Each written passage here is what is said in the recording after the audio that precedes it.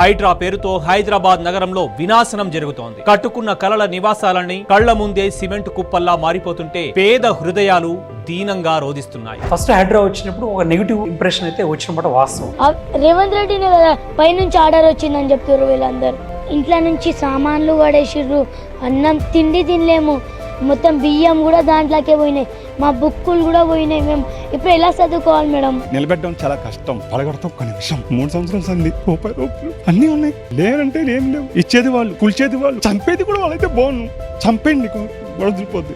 హైడ్రా అంటే కేవలం ఒక అసెట్ ప్రొటెక్షన్ అనుకుంటున్నారు, కానీ దాంట్లో కొన్ని వింగ్స్ ఉన్నాయి. అసెట్ ప్రొటెక్షన్ ఉంది, డిజాస్టర్ మేనేజ్మెంట్ వింగ్ అని ఇవన్నీ కూడా ఉన్నాయి. డిజాస్టర్ మేనేజ్మెంట్ సంబంధించి 54 వెహికల్స్ తోని వాళ్ళు హైదరాబాద్ లో ఎక్కడ కూడా ట్రాఫిక్ ప్రాబ్లం కాకుండా ట్రాఫిక్ పీపుల్ తో వాళ్ళు కోఆర్డినేషన్ చేసుకుంటున్నారు.